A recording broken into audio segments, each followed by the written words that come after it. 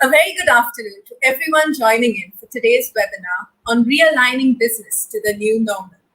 I am Alicia Souza, and on behalf of the Department of Business Administration, Don Bosco College, I would like to extend a warm welcome to our panel of esteemed speakers who will be introduced shortly. Our moderator, Ms. Reena Barreto Shankar. She is a brand and marketing expert and founder of Cherry Tree Concepts. In addition, I would like to welcome all of the students of our Department of Business Administration, the various other students who have also registered themselves, and our different participants from all across India who have joined us in for this session. To tell you a little more about our moderator, Ms. Reena is a brand and marketing expert and founder of Cherry Tree Concepts, an agency that helps businesses to communicate their products and services with design and content strategy. Having 15 years of corporate experience in multinational companies, she is involved in promoting and encouraging youth and women entrepreneurship as well. As we know, the last 6 months have brought a lot of changes to the world around us, with global and local economies being hit drastically.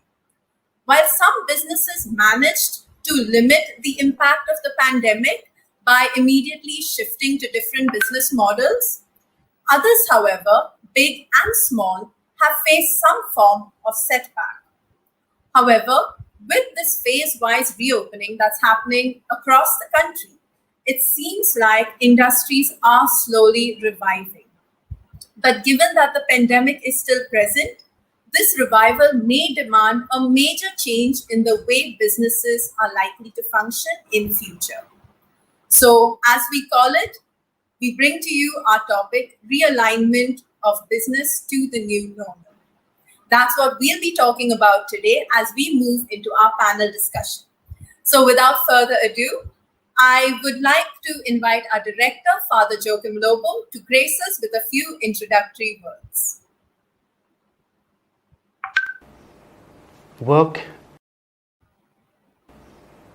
Work is a very noble task. All of us need work to sustain ourselves, to build up our families, to build up societies. Work is business today. Small businesses, big businesses, small work, big works. And it gives us dignity when we start working. Good business is good for society, good for even the owner and the entrepreneur. Bad businesses are bad for the society and bad for the person who is starting this work. We have a great example today in Goa of the business of coal, for which Goans are refusing to make that happen. They do not want this work to carry on in Goa. That is because it is bad for the society, it's bad for the families, it's bad for people. It may be very good for the one who is investing in it, one who is doing it. It may be good for some people who will get profits from it. But otherwise, it is a bad business.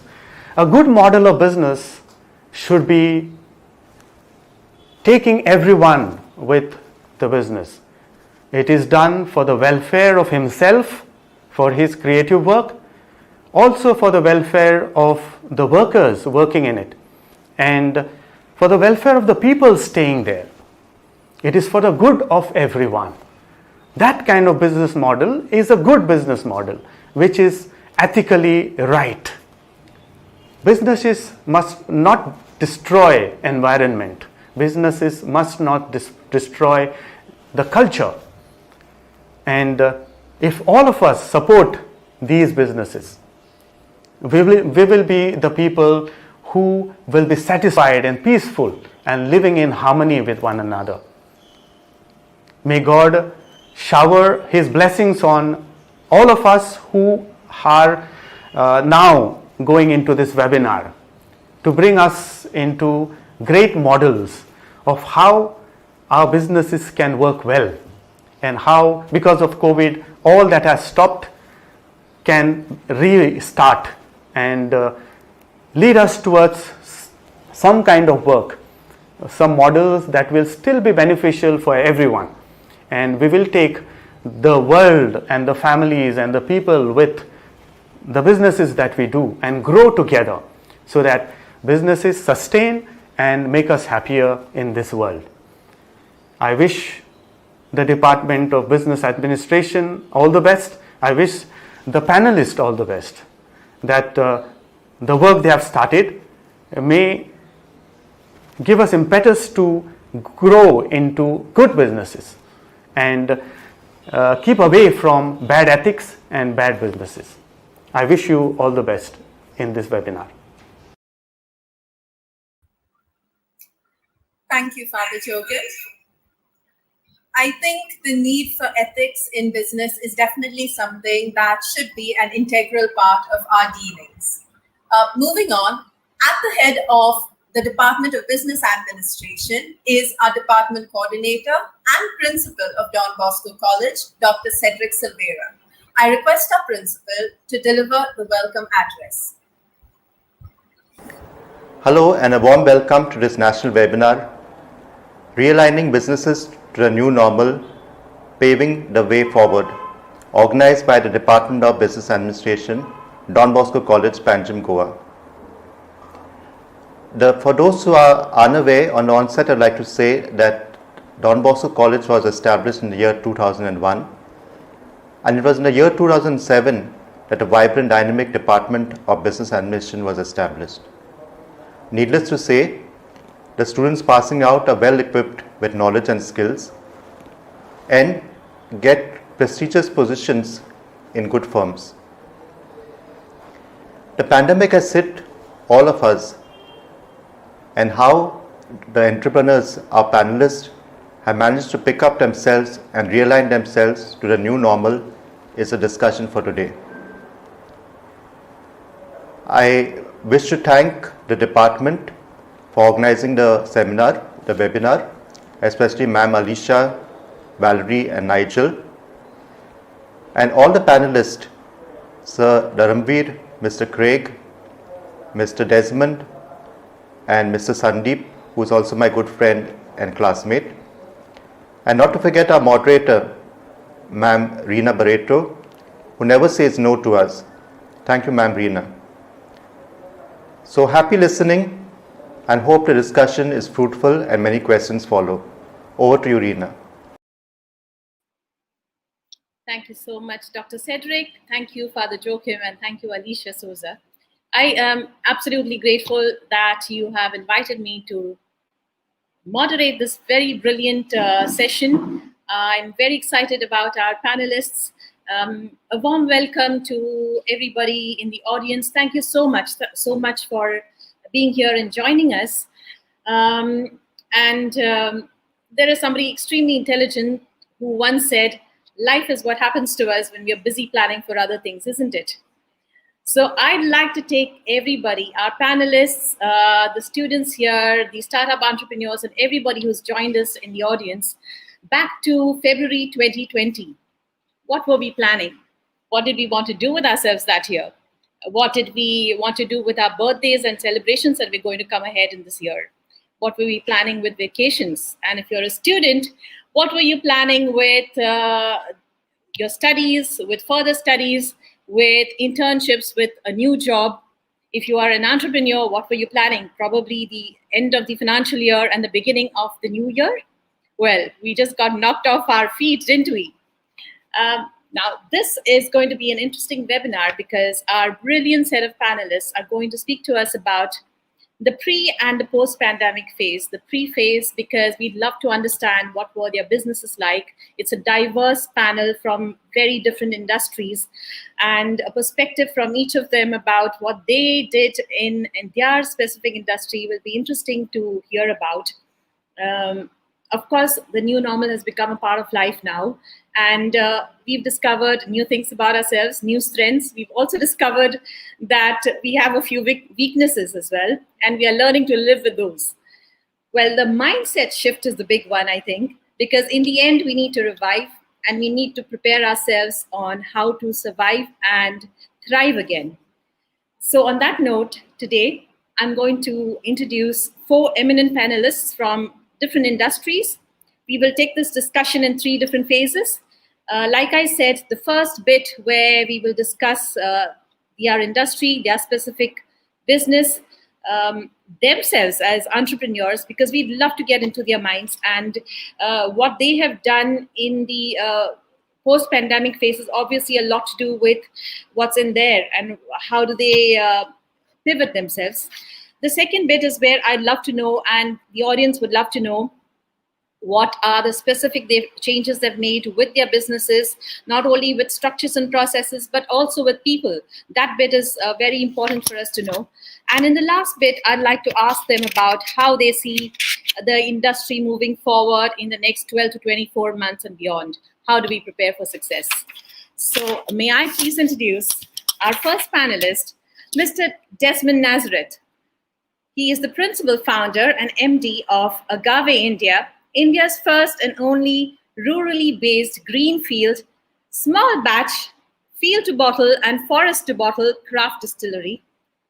They use Indian know-how and raw materials for their specialty alcohol products, and I know he creates a world-class product.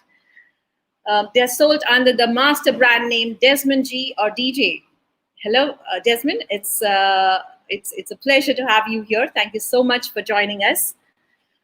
And I'd like to say a few more things about you. He's a successful entrepreneur, serial entrepreneur with international work and travel experience.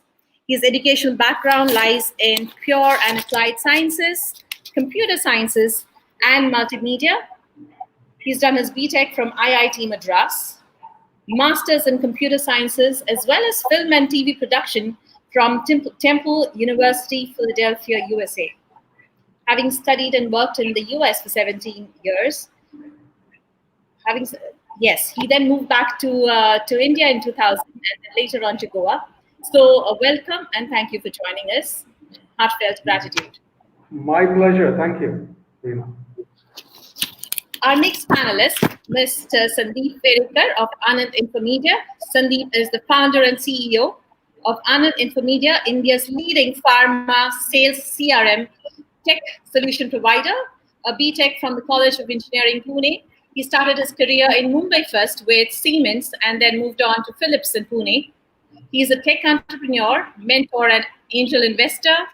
His company, Anand Infomedia, has had the honor of being awarded Best IT Solution Partner for 2011 by Abbott Nutrition. So congratulations on that one, though it was several years back, but I'm sure it would have felt brilliant to be awarded that honor. Their solutions have enabled life science companies to build extraordinary relationships with not only their customers, but also their employees and other stakeholders. And of course, they work with the biggest companies in the pharma industry, Unichem Laboratories, Glenmark, and a few more. And they're present across, they provide solutions across 6 countries. So welcome, Sandeep.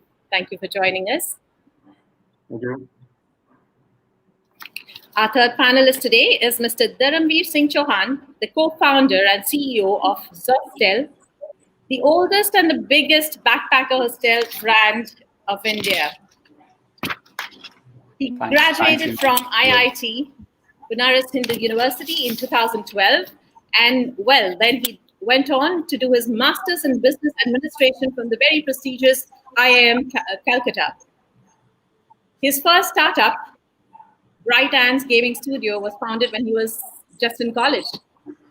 And Dharamveer too is a business enabler, mentor, and angel investor, and has invested in other high potential startups, a hardcore poker enthusiast. Dharamveer divides his leisure time between learning new things and gaming. Welcome, Dharamveer. Thank you so much for joining us. Thanks, Ina, for such a kind introduction. Looking forward to a fruitful discussion. To have you on the panel. Our fourth panelist today is Mr. Craig Saldana of EMC Events. He began his career in hospitality after graduating from the prestigious Institute of Hotel Management in Bangalore.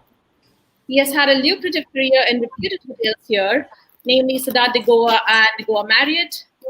Well, he began at the age of 24. He co-founded EMC, one of Goa's leading event management firms, and later founded Numisonic, which has gone on to become Goa's premier event technology service provider. Thank you for joining us, Craig. It's wonderful to have you here. Thank you, Reena. It's good to be here. Well, just a small little ground rule to our audience here. Let us use the live chat for a very specific purpose, and that is to get the most out of this webinar, to learn a lot, to pay our entire focus and attention on what our panelists have to say today. And yes, the questions is what you could post. So do keep the live chat alive only if you have a question for the panelist. Thank you so much.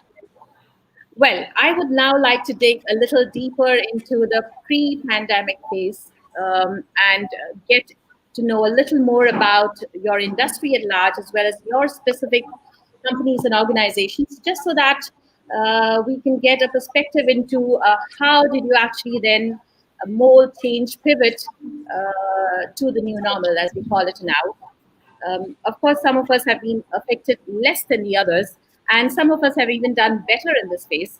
So let's see what each of our panelists have to say about it. I'm going to start with Desmond. Desmond, you mentioned to me that the agave journey actually began by accident. I love that because, I'd love it if all entrepreneurs just stumbled upon their big dream. And, your entire background has been in a very different space. You've been in engineering, computer sciences, film and TV production. So we'd love to know what led you in search of the agave plant, which grows in remote the Deccan Plateau. And how did you make that into a successful business journey, Desmond? Okay, so it's a bit of a longish story. I'll try and cut it short. I moved back to India in the year 2000, and I was trying to set up a home bar in Bombay. And the idea being to entertain some of my guests with unusual cocktails. And I was able to find pretty much everything that I wanted in my bar to make interesting cocktails except tequila. Tequila at that time, the year 2000, was not available at all in stores, and I had to search around a great deal and find a very poor quality tequila. Now, I had just moved back to India after living in the US for nearly 17, 18 years. And there I was used to going to to a shop and just picking one of 20, 30 brands. Here I could not find one. So it made me wonder why this world famous alcohol was available in just such poor quantities and was made in just one country. And I decided to do some basic research because I couldn't answer the question myself, and quickly realized that the plants from which this tequila was being made were plants that I remembered seeing during my childhood travels in India when my father kept moving from one place to another, and we took these long train journeys across India. And I could not remember where I'd seen them and so on and so forth. So it puzzled me. Nonetheless, I did some quick research and was able to, quick and dirty research, which is what I do when I need to get some quick answers. And I found that on a variety of counts, amazingly with latitude, soil, altitude, rainfall, temperature, there was a perfect match on the Deccan Plateau of India to the agave growing regions of Mexico, the latitude being the first. If you go around the globe, you can find where the latitudes pass through India, and it happened to be the Deccan Plateau. And so I said, that's probably where I've seen agave crisscrossing India. Now that was an interesting little thing, and I kept it at the back of my mind because I was researching a bunch of other projects that had come to India to do. They were all personal projects. And so I literally kind of stumbled across this whole idea. Now, it took me about 4 years to do some background research and collect information that I could on the internet and books, talking to people on frequent trips to see my extended family in the US and so on. So I was convinced that I would find this plant somewhere on the Deccan Plateau one day. And when I came back to India at some point, I moved to Goa in 2003, 2004. And I said, this is the place I want to try and do some experiments in a home lab kind of situation. So I managed to find a wonderful botanist, a guy called Miguel Braganza, who many people know in Goa. and a friend who had a penny distillery in South Goa called Johnny da Silva, and I convinced them to go on a trip into the Deccan Plateau to look for the agave, the blue-green agave that I thought grew out there, based on all the research I had done. I expected to take a week to find it, but lo and behold, within 24 hours of setting out on this week-long expedition, we actually came across the agave and carted a whole bunch of them to India. I mean, to Goa, sorry. What am I saying? So within literally 24 hours, we were able to get the raw material, these giant 200 kilogram piñas, as they're called, and then the journey started because I started experimenting like a crazy guy for about 4 years. And by the 2007, I had perfected a very, very good quality agave spirit. I'm not going to call it tequila because that's a reserved name by the government of Mexico. So this was made from similar plants. Having done that and done numerous rounds of taste testing with people who didn't know that I'd made this stuff experimentally in my kitchen myself, I decided I would actually do something and start a boutique alcohol business to make agave spirits, being pretty much the first one to do it on any significant scale outside of Mexico. So I looked around for which state to do it in, and I sort of honed down on Andhra Pradesh because the semi-arid parts of Andhra Pradesh and Karnataka and Tamil Nadu were where I found a significant cache of agave, blue-green agave. Took me 4 years to actually get all the permissions needed because nobody knew what a micro distillery was, a craft distillery. I myself had to find collaborators to design one, to design the equipment because this was not known at that time. And I had to raise money. I mean, it was pretty much a greenfield project. So it took 4 years and lots of permissions. It's the most regulated industry in India, alcohol, for a variety of reasons. And it was most famous for pollution and corruption. And I came to this industry saying, I'm going to do a non-polluting industry. I'm going to create a non-polluting industry and I'm going to do it without indulging in corruption. So I was really setting myself up for a big uphill task, and it has remained that way till today. But I'm happy to say that the 4 years that I took building up this distillery, people can go and look at what I've done in this video form if they go to my website, desmondg.com, and take a sort of bird's eye view of what I've done there and how we make agave spirits. But it took until 2011 to get some product ready for the market, and we've been in the market in Goa since 2011. We slowly expanded to Maharashtra and Karnataka and a couple of other small places, and we even started exporting to parts of Europe and the US, competing with Mexican agave and proving that we can make world-class agave here in India.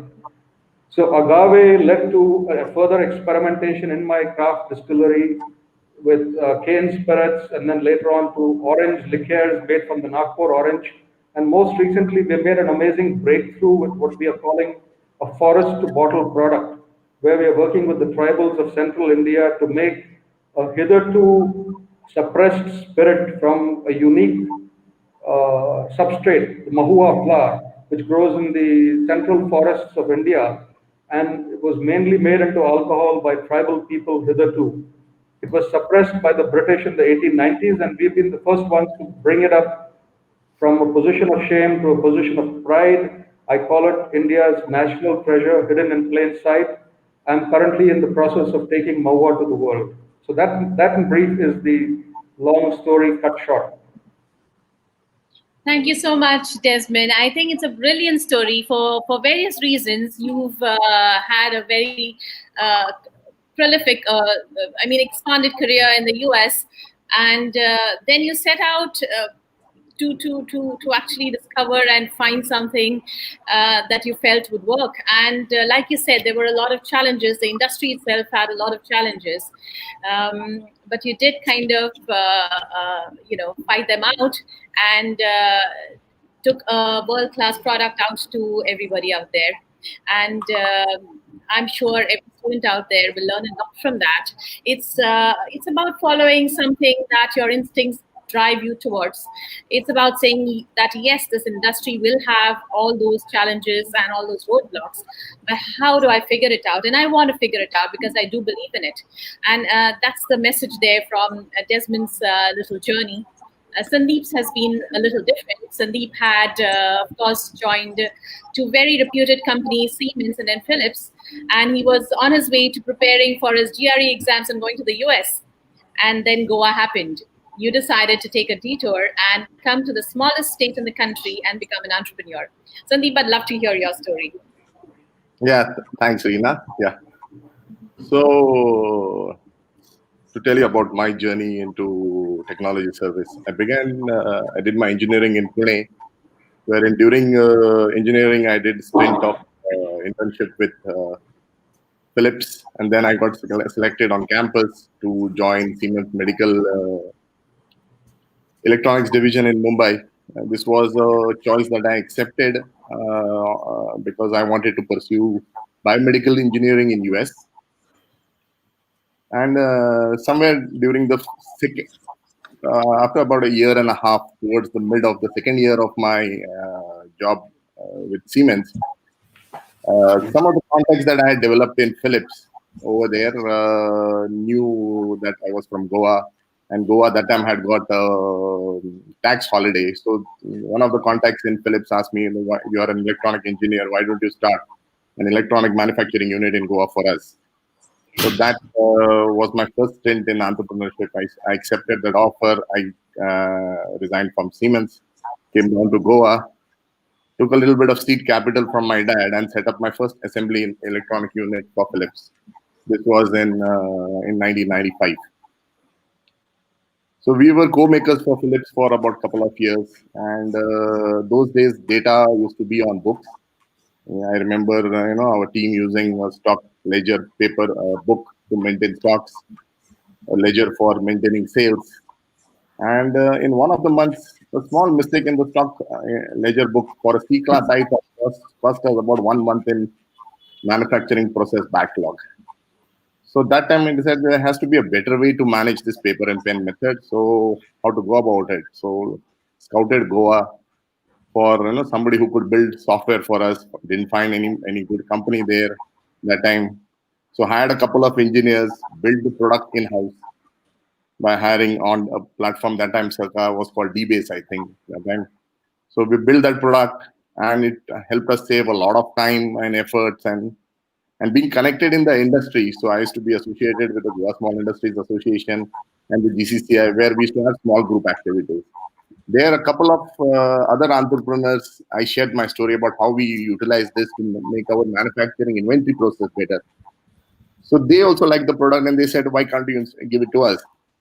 So there began my journey into technology services, where I said that, okay, from manufacturing, I could also run this as a side business wherein we could sell this product to all fellow entrepreneurs in Goa. But that time it was a client server and infrastructure, so you had to have on-prem installation. So for every installation, we would have to send somebody on site to install. And also we realized that that people would pay for the hardware, but not for the software. The software was supposed to be free. If I could use my Microsoft Office free downloadable on the CD, why should I pay for an inventory management software? So that time, what we decided was that let us get into a product which can utilize, which can be run on the cloud. The time the cloud was not so much big; it was an EDI cloud. So we tried to get into EDI software. That also failed miserably, 2002 to 2005.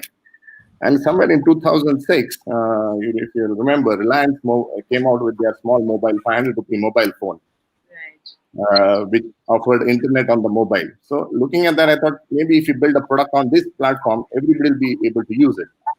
And Goa being a pharma hub, why not build something for pharma so that pharma users can use it over there? So we built a CRM product for pharma at that time, and the timing was right. The industry was right. The place was wrong. So we were looking at plans in Goa, but sales and marketing actually works out of head office, which is based in Delhi and Mumbai. So, but still we pursued that line, and over the next couple of years added more and more clients, more and more features. And today, we are one of the country's leading CRM provider for pharma. In fact, we have a company client roster of about 30 large and medium within India and about 1 lakh of users. Mind you, ours is a software as a service, so it's like it's like a paid user basis. So it keeps on growing. And our Indian clients are now implementing this solution across the world for their other divisions. So that gave us entry in South Africa, in Southeast Asia, and that's where we are currently over here. So currently we have our firm employs about 100 engineers. Most of them, in fact, I say 95% of them are graduates from Goa only. We do campus selections. So we go every year on campus and hire people. So every year about 20 from the engineering colleges, we train them and utilize them on site. So this is my journey, and this is where we stand today. 2 tech firms we have, one which sells the CRM product for pharma, and one is which builds products on project basis. Awesome story. I am really impressed with that, Sandeep. For me, it comes across as, of course, vision and foresight, and you seem to have been ahead of your times with regards to, or rather just in time for the market. But I also think that, again, a lesson for students as well as startup entrepreneurs that are here on the audience today, on just having that gut feeling, saying that yes, I was planning to study and go abroad, but this seems to be an opportunity that I should get into, and let me kind of explore it to the fullest. And it worked very well for you. I'm happy about that. Thank you so much for that introduction to your little journey. And I'd like to ask Dharamveer. I've had a brilliant chat with you a few days back. I love the fact that you took off in your 3rd year and decided to just backpack across Europe. You traveled around 15 countries, you said. And was that the genesis, or is that where that little seed kind of popped in, saying that probably providing safe and affordable hostel solutions, for hostels for backpackers in India would be a great time to get into the market. How did your journey begin? Right.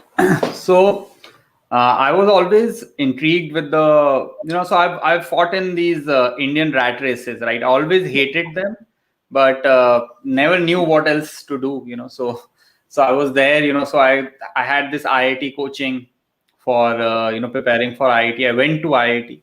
And, even inside IIT, I was a lot less mesmerized. So I saw that if there are so many talented people, but, everybody is just rushing for the best job or, getting whatever is the highest package possible from the college. And somehow, I was very young, naive as well. And I had this vendetta, against the corporate life that, corporates are, probably killing creativity all across the world somehow. And so I carried that with me, deep in my heart. I thought that, I will at least try my best to, when I graduate from IIT, I'll try to create the best job possible for myself. And I love playing games. So I thought that I'll try to make a living making games. I'll try to open a gaming studio. And so I did that. I started that in my earlier college. I reached till $100 per month. I made games on the Facebook platform. And during my 3rd year, so I was now kind of giving up. I'd really not done anything that really happens in a traditional college. There are students from MBAs.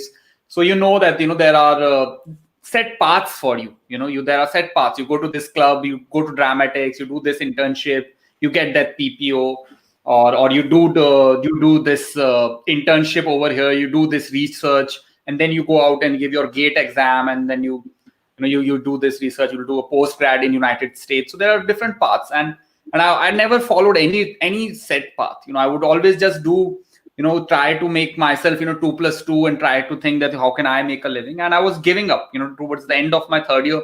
I really felt that, maybe I can't do it. Maybe it's a lost cause, just trying to make yourself a living. And I was in Banaras as well.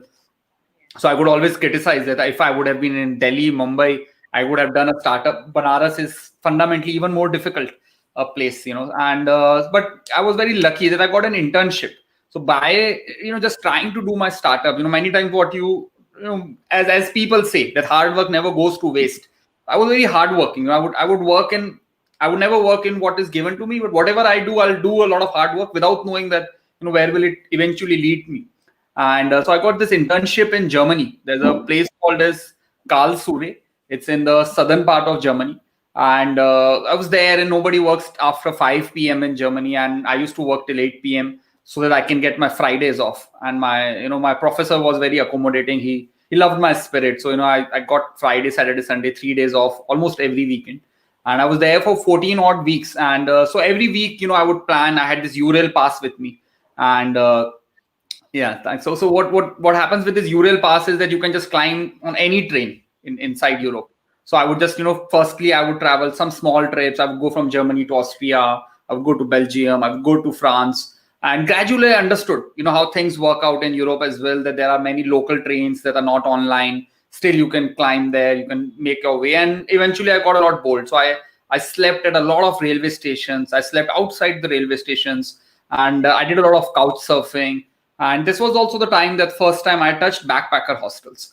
So what is really different about the backpacker hostel is meeting other people. It's a very, very friendly environment. Nowhere else. I come from Jodhpur, so I've seen hotel industry very, very closely. I come from Rajasthan, Goa, so these are states that know tourism. These are states that understand hospitality. And so I've never seen a place where you can meet other people. You'll come out as a creep. If you go to a place and you will just, talk with some random people. But inside a backpacker hostel, first time I could, really talk with anybody else. Being an Indian male, my name's Dharamveer Singh Chauhan. So if I'm telling a Westerner my name, nobody can really even pronounce my name. It'll be a 2-minute long conversation to even tell somebody my name.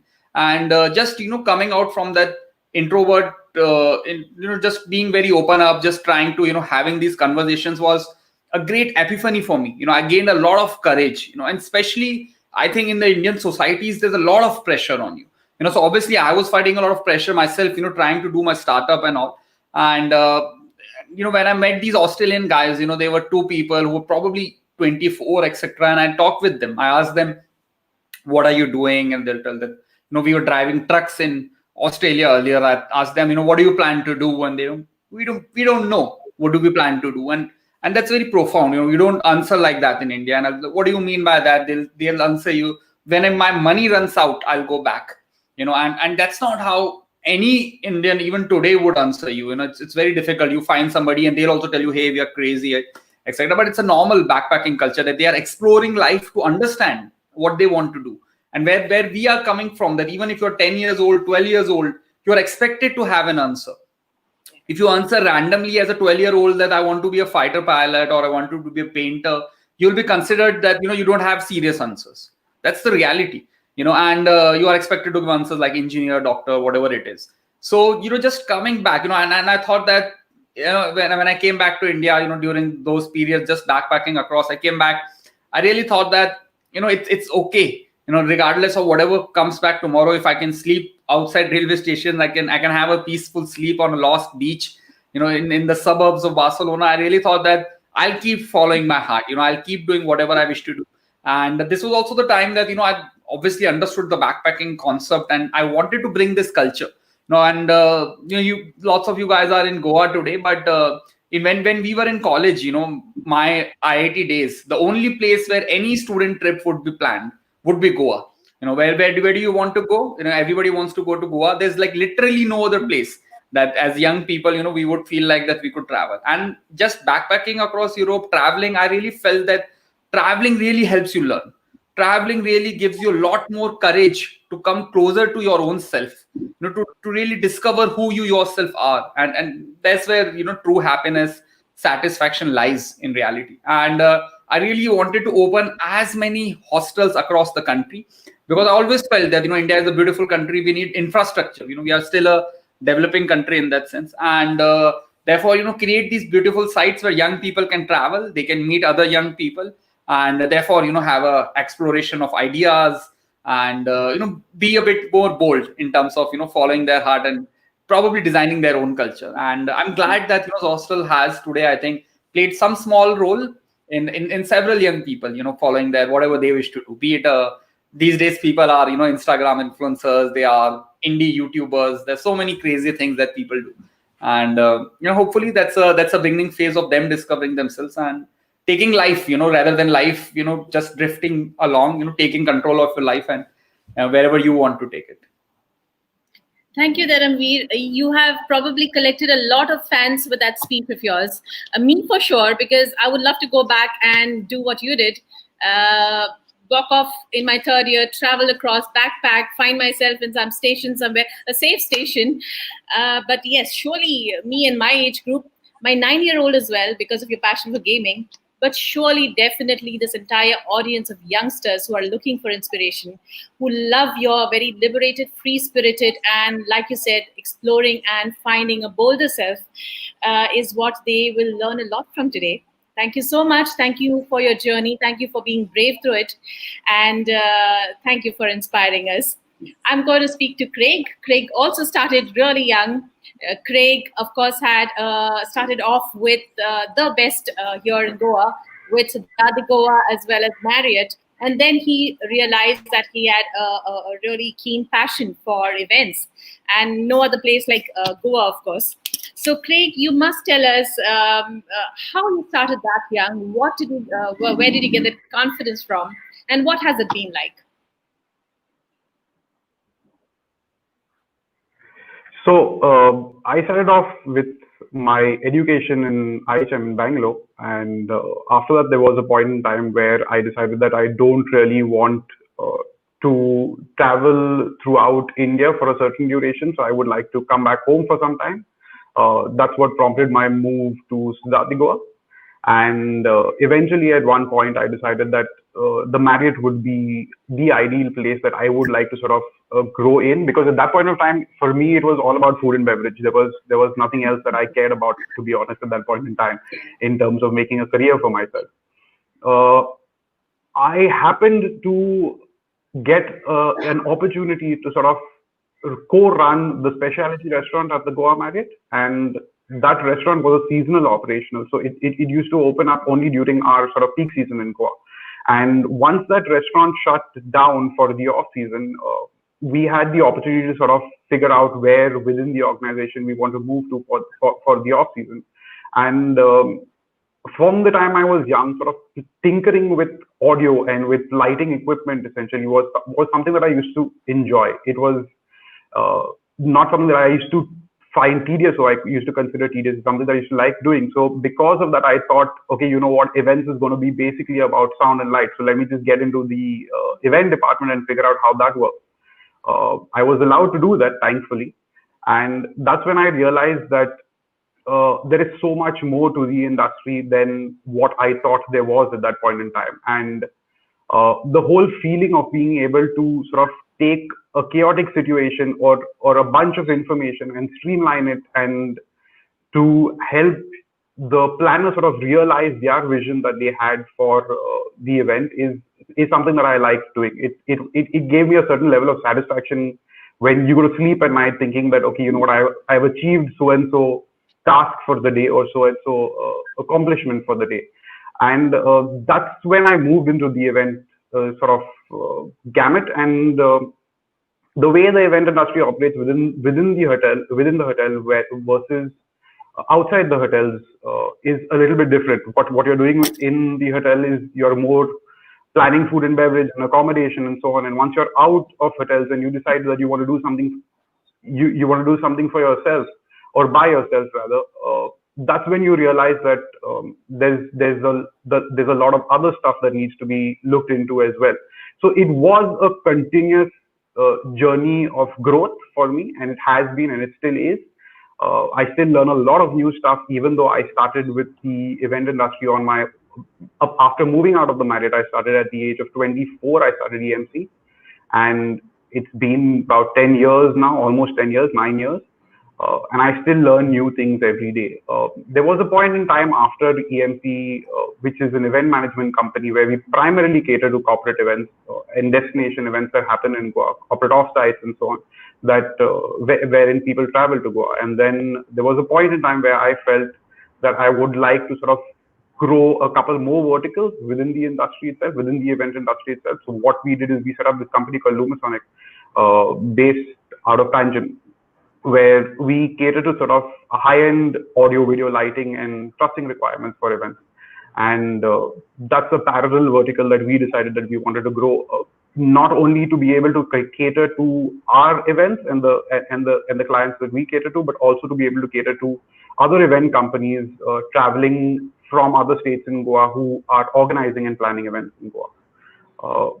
So that's a gist of what my journey has been so far. Thank you so much, Craig. So a couple of things that I have picked up, and I'm sure the audience has picked up a few more. One is you spoke about, just going to sleep saying that, yes, I've done my task for the day, and I think at all stages, we need to feel that comfort. The other bit you spoke about is where you kept saying that, I keep learning, that's an important thing that we need to all keep doing, keep learning. So I know the events industry can be quite chaotic. Everything that can go wrong will go wrong. And you need to have a very, very stable head on your shoulders to even want to get into that to the industry. But those who do well have got what you have. So congratulations on that, Craig. I know I have dug a little bit into everybody's heads, but I want to dig in a little deeper, mainly because of something that Father Joachim mentioned, the ethics of it, right? We all run businesses, and the ethical part of running our businesses is what is interesting for youngsters to know and everybody at every stage to know. So I'm going to start with you, Craig. I remember you mentioning to me the other day that what is very important for you is when things are going wrong, and if things are going wrong, keeping the client informed immediately and kind of trying to figure out a solution is something that you do immediately. Now, in your industry, in the events industry, there's such a big bit of what your business is all about. How has this industry defined you as an entrepreneur? What is it? What is your set of values and ethics that helps you to do what you do? So two parts. One is in terms of keeping the client informed. A big part of the event industry, if we're talking about that in particular, is risk mitigation. It is helping the client understand what can go wrong and helping them make informed decisions to be able to keep as much as possible from going wrong as they can. As you said, it's highly technology driven, so there's a lot that can go wrong, and we are not operating in a market where you can essentially have every sort of premium version of technology available at your disposal, because there are cost factors that we need to live within reason.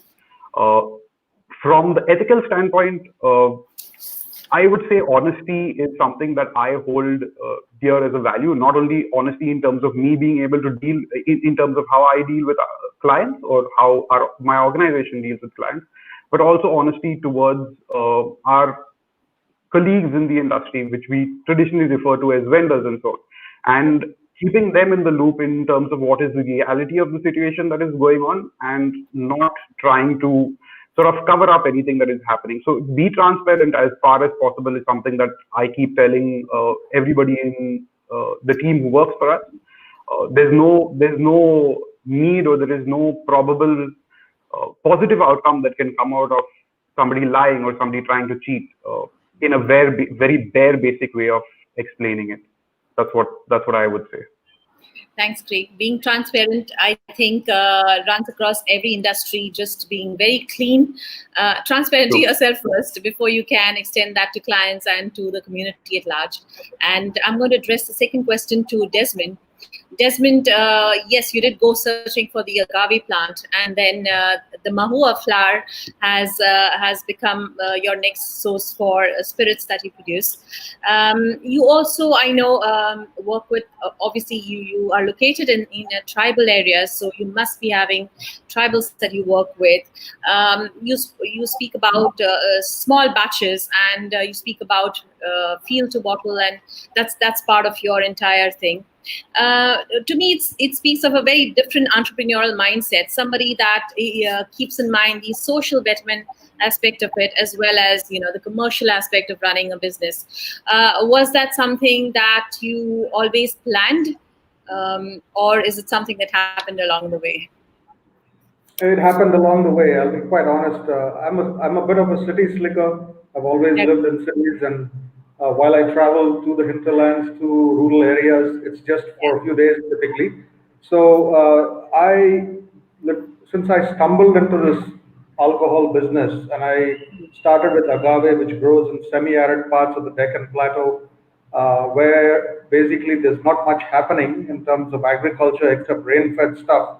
I had to look for how to, how do people benefit? So, for example, agave was treated as a waste product when it matured in these areas, and I told them that while it could be just bought for nothing, I would pay them the same amount that they would get for growing sugarcane on a kilogram basis, for example. So they were quite thrilled with that because I was picking up essentially agave that was going rotten. I mean, it was a few months from turning into a dead plant and giving them good money for it. So waste from the wasteland, giving certain value to something that was valueless, and then promoting the growth of the use of wasteland for productive purpose became something of a little target for me. And that has now turned into something much larger because there are groups of nomadic tribals in South India who could benefit from the use of government wasteland. And I'm now involved in a project wherein perhaps tens of thousands of acres will be put to use for not just agave plantations, but for also semi-arid plantations of edible cacti, decorative agave that can be used to make nectar, and so on and so forth. So that's one area where I was taken into by agave. Now with the maua flower, again, I kind of stumbled onto this area of tribals, the indigenous people of India, and this entire central belt from Rajasthan, Gujarat, all the way to Bengal, involving tens of millions of tribals for whom the mahua tree and its products, the flowers, the seeds, the wood, the medicinal aspects of the tree are very important culturally, but mainly the value that they get from the flowers and the seeds is very, very minimal because the whole thing has been made illegal. So I'm trying to change the game now by working with various states to change their policies towards maua flowers to allow tribals to get value for maua flowers. So, for example, I showed tribal folks that I work with. I call it forest to bottle because we work directly with tribals.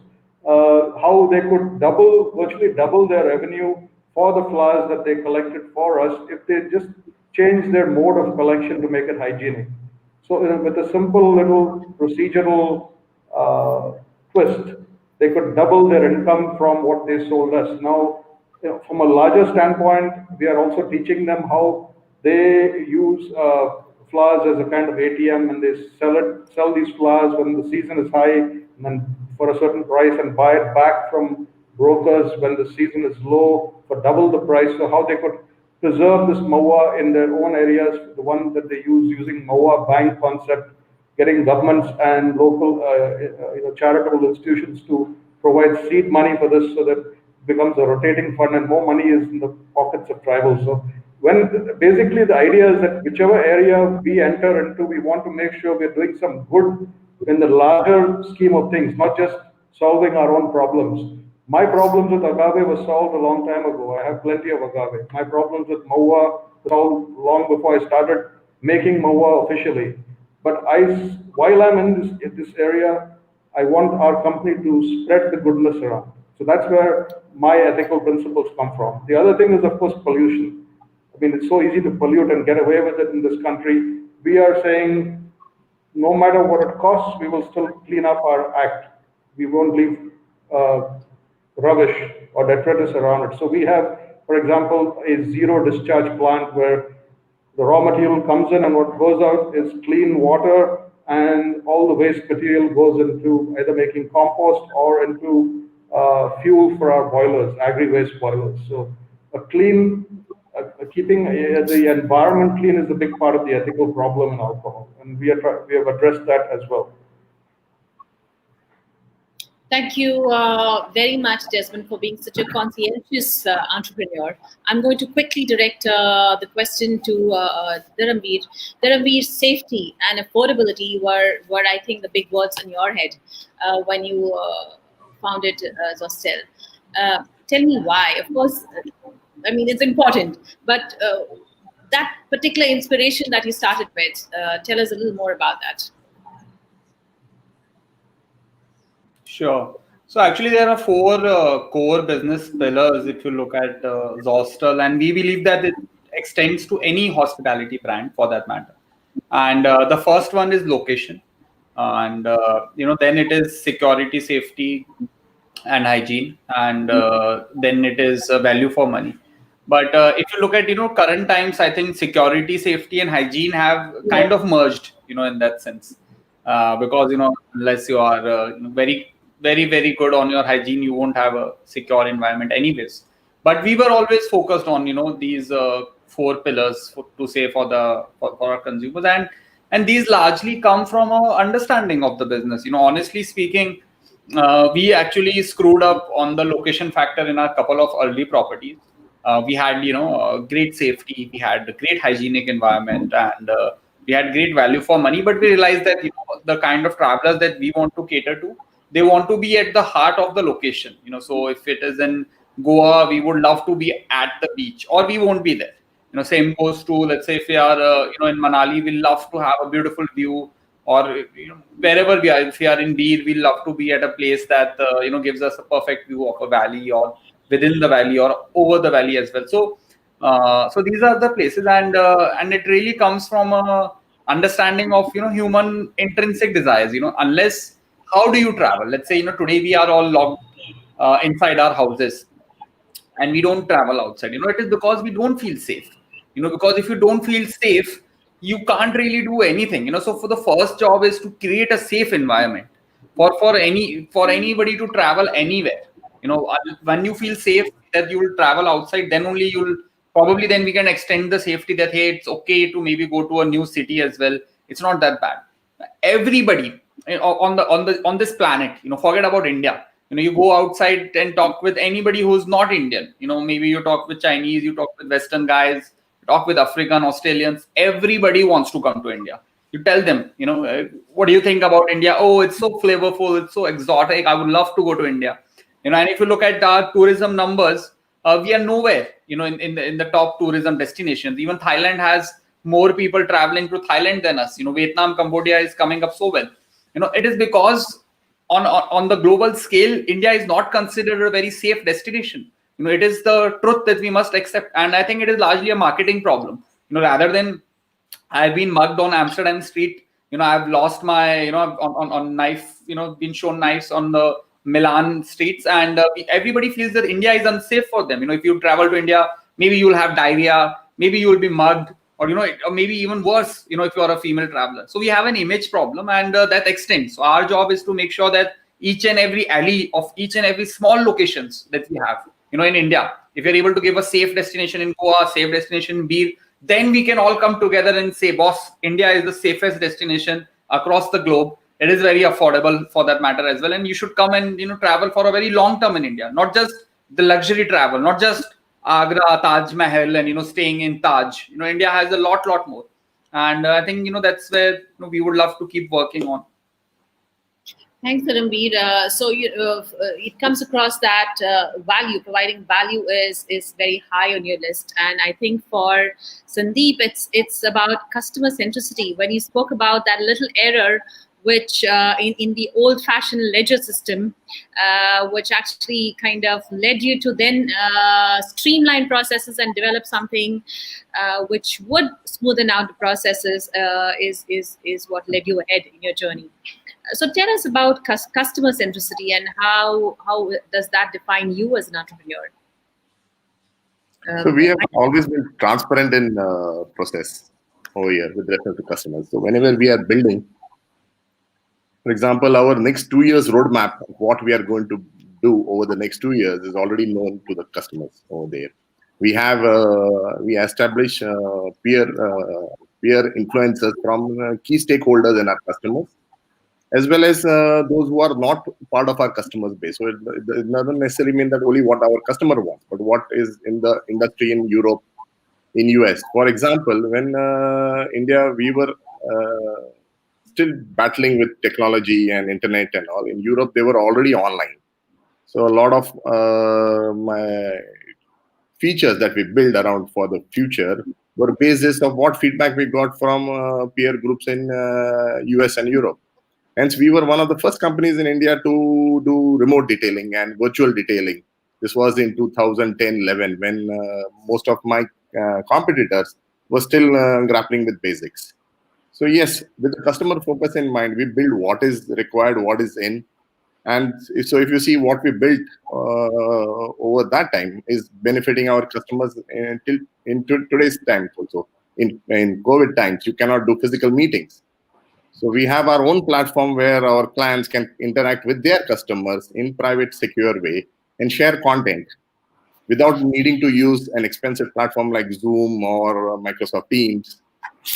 And most of our tech stack is built on open source. So that's where we are. Customer is first focus in mind. Talking about ethics, you had mentioned about ethics. I'll give you an anecdote. That it was pre-2001 when we were doing projects. We had the choice of doing projects for private and government. So we tried doing both that time. And 2001, there were a lot of government projects coming up. But there was this case that if you needed to get a project, you needed to pay speed money over there. That was something I could never live with over there, paying speed money, whatever it might be over there. So that time we took a decision, and basically I took a decision, no, this is not the business that I want to be. There used to be multi-crore projects, but I could not live with it being in that I have paid speed money. Yeah. And then we used to get examples of, you look at the big industrial houses in India, they don't pay speed money, they do ethical business. But there is a lot of PR involved in that. There was this large private tech firm which is known for being ethical and all. So when they were bidding for contracts, they talked about that. Okay, I asked them a question: how do you handle this?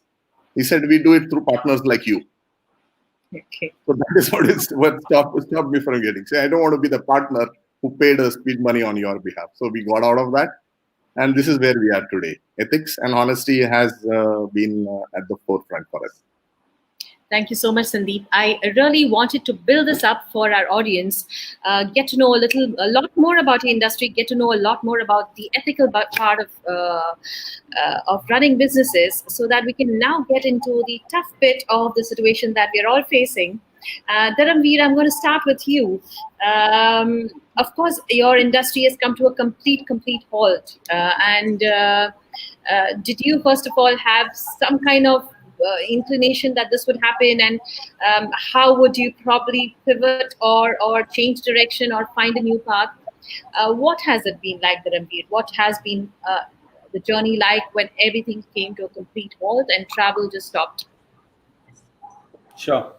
So I think we had a fair sense. I think anybody who was smart enough, they knew towards at least beginning of February. Even in January, you could just joke about Corona, COVID. I still remember somebody in Premier League calling a Chinese player Corona, and these things were getting started. Back then it was a Chinese virus for that matter. And but we knew that at least offices might be closed. I'll be very honest. So we started doing remote works. So today our whole company runs on Slack. And we are probably always connected, and we have taken the challenge with very, very well. I would say our internal ops, we are all very young as well, so it's easy to adopt to new softwares, technology, however it works. And now extending on it, what happens at a startup? So what is a startup? See, the benefit of a startup is that you are very agile, all right, and that really gives you an opportunity when the landscape changes. All right, so there are incumbents in the market, in the industry, who have always been there, who believe that this is how hospitality exists, this is how hospitality should be done, and this is how hospitality will be done. And from a regulation perspective, to your industry standard practices, to your industry standard softwares, everything is well defined. If a startup comes and tells you that hey, we want you to do things differently, it is very difficult for the ecosystem players to even consider it, to invest time and resource into it. Now, what happens in such a scenario when there is this disruption that is a natural disruption, and it's the industry is facing it? It's a great opportunity actually for any startup. It's a great opportunity to reinvent, and because you're nimble, you can work very fast. For example, if there's somebody who's working in school softwares, now is the time that schools will very readily adopt. If you have a great Zoom software or etc., doing this webinar as well, online, it's a part of that disruption. So what we did at Zostel, after we were very sure that we can work wherever we are. We got ourselves into safe environment. Then we proceeded to first of all managing our finances. So as soon as there is a pandemic, as a travel industry, we were looking at zero revenues, March onwards. So even till today, we have had a significant revenue impact, and I'll get into those part. So as soon as let's say we were looking at March, so we realized that boss, this is how much cash flow we have. So as a startup, as any company, as any project, the first thing that you had to do as soon as there was disruption was to survive. All right. If you don't die, you will live to fight another day. And as our Prime Minister also said, jaan hai to jahan hai, back then, which is basically just don't die. As for an individual, that is the same thing for a company. And then we made sure that we won't die. So we all reduced our salaries very heavily. The top management, reducing till 80%. And almost everybody had a anywhere between 50 to 80% cut. Even if you are on a lower salary, then nothing. So that really helped us reduce our overall expenses by close to 50%, and that really helped us survive all along.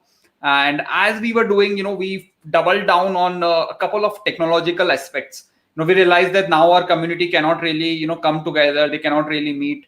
So we built a complete digital product in which people are today hanging out on their they are doing that whole socializing that happens in a backpacker hostel that I talked about earlier on a digital platform. This is a 5-letter domain called zo.xyz. So if any of you will, right now also go and open it up, it'll open up. People are playing mafia games every day, and you'll find random people. You'll have a very cool conversation. It's an audio first social network. So, that's where, innovation can come out in terms of adversity.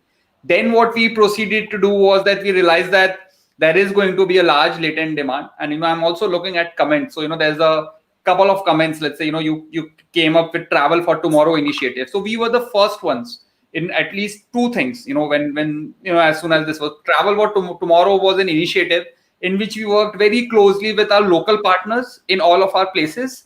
And we offered people to buy credits. So you can buy 10,000 rupees of credits today that eventually you can spend for 12,500 or for that sense. So that really helped us, get enough cash flows, make sure that there is a decent cash flow that's coming up on a regular basis, as well as extended to all of our franchisee partners, etc., who were not able to negotiate their rents very well. So that was a good thing that we did. Then we were also the first ones that came up, and that comes from my own philosophy that you shouldn't really travel for 2 days or 3 days or do touristy things. Just go and click around picture. I really feel that you should go to a place to really absorb it, to really become one with that soul. Whatever it is, and every place has its own soul. Goa has its own soul, Banaras has its own soul, Calcutta has its own soul, and these souls have developed over millenniums. India is a very rich historical culture, so they have taken centuries at least to and then you understand it. You spend a month over there. When you spend a month in Amsterdam, then you'll understand Amsterdam. When you spend a month in Paris, then you'll understand the Parisian culture. 2 days you'll click pictures inside Eiffel Tower, nothing else. So that's why one of the I would like to know how this initiative. So as I said, a couple of things over there, and so then what we really designed was the move-in campaign, which was like rather than working from home, which is you are anyways doing anyway. Why don't you work from Zostel?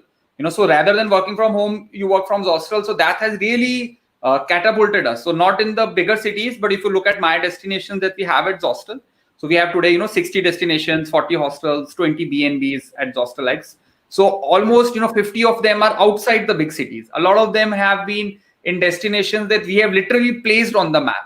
Be it Vagamon, even Beer wasn't that known, even Mukteshwar was less known.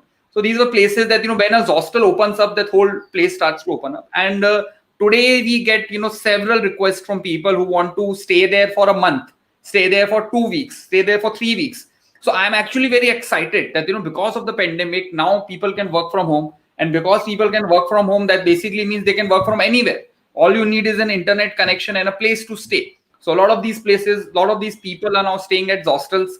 And that is how, we are doing phenomenally well in a lot of our bookings, in a lot of our, exclusive guest houses and different places. So we have already, in October itself, in the month past, we have done, over 50% of our numbers of our last year. So we have already, and with our reduced salaries of 50%, so we are in that level that now there is zero doubt that we'll die. Always there's a certain probability that the company might shut down. So, fighting it out now is the time period that, we are also looking at interesting things that might happen in the future. And I would just, read another question. It's really inspiring for the love to travel as well with the current pandemic and wars. What is your suggestion for us?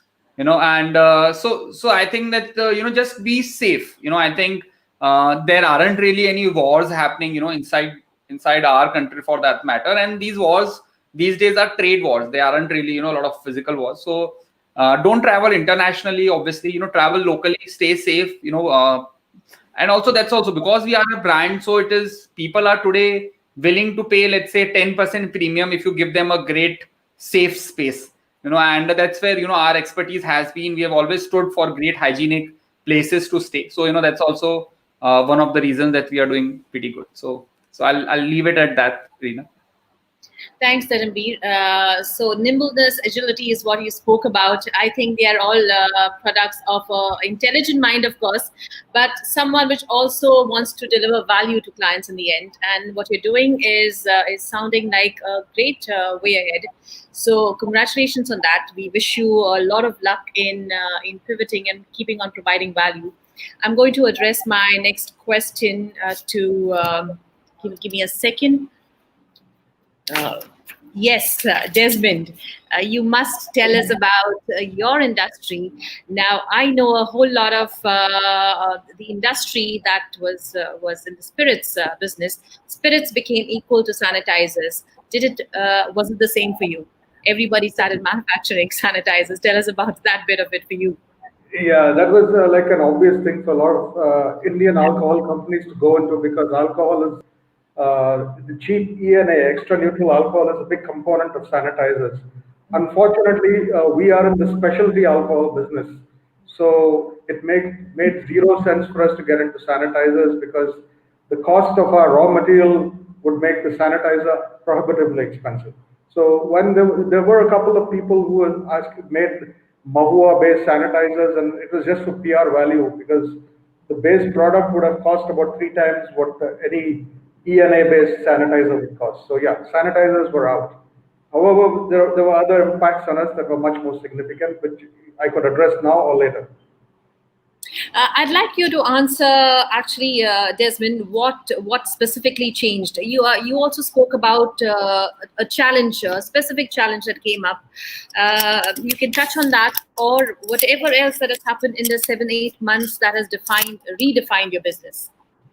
Yeah, so we are a small specialty alcohol business, and our primary thing was innovation. So we were innovating in Indian alcohol. Everything we did was new, unexpected, and world class, just to prove a point that we can do this, and we have consumers in India in limited markets that we enter who like this stuff. Our brand has been built over the past 9 years and has an excellent reputation for good quality, unusual alcohol. Now, we were doing all this with a larger picture in mind, which is the name of the game in our kind of business, like it would be in, say, a small Scotch company in Scotland or a small tequila company in Mexico or whatever, is to build up a brand and then finally do a merger acquisition with a large player who then takes your brand to the world. You solve the problem of making high quality liquid, unusual liquid that consumers want, and then you join forces with a big company that has solved the distribution problem. You don't try to solve the distribution problem. Now, India is a particularly hard place for people like us, because first of all, we were pioneers in the craft alcohol business. So most people didn't even know what the hell we were doing. Most distributors were tuned into doing business with large companies selling the cheap alcohol, etc., etc. So we knew that our time was limited. We had to only prove that we could do certain things in certain markets, like a tourist market like Goa, or a big city market like Bombay, Pune, Bangalore, and so on, and then look to show that our product had international legs as well. So we did all of that, and somewhere around June of last year, 2019, we said the time has come to look for that merger acquisition or that big investment. We had also had this Mahua breakthrough, which we had not anticipated, meaning we thought it would go on and on. It took me 5 years to get permissions from 3 states just to make Mahua at an international quality level, but it happened. So we said June of last year, we start a process whereby we canvass all the big companies and all players around the globe to see who wants to either do an M&A with us and take Mahua international with this unique product from India, a black swan, blue ocean kind of product. And we figured out what they want to know. They want to do financial due diligence because, after Vijay Mallya and whatever happened with him internationally, people were looking at alcohol in India as a very suspect segment. And players like us also were like the baby thrown out with the bathwater, right? With Mallya's terrible reputation. What happened is companies like ours got sullied too, even though we were trying to be non-corrupt, non-polluting, all of that good stuff. So here we said, let's do some due diligence, get some big company like KPMG to do that. Then we'll approach all these companies, tell them, here are the financials of the past 3 years. These are the prospects we have. We are really tired of doing business in India because the environment here is so non-conducive to companies like ours with our ethics and our approach to innovation. Let's take Mahua abroad. So we were in the process of actually finalizing, this is the dramatic nature of what happened, finalizing the last 4 companies in March after a 9-month process, pretty much the time it takes to gestate a baby for humans, right? So a 9-month baby was about to be born. There were 4 parties involved. And in the last 2 weeks, they were supposed to complete their due diligence, meeting management, going and visiting our site, checking out all the facts they'd been reading on paper. And then lockdown happened. And we had developed our business in such a way that we were really running on very, very small bank balances. The last of our money had just been sent for a prior shipment to Karnataka in mid-March. And then literally our business went from whatever level to zero overnight. And our suitors disappeared. They said, we'll come back to you when this whole thing opens up again. Nobody had any visibility on how long this would take, what would be involved, and here we were sitting on nothing. All our money with our distributors, with our retailers, all our inventory that we had was all locked up with nowhere to go.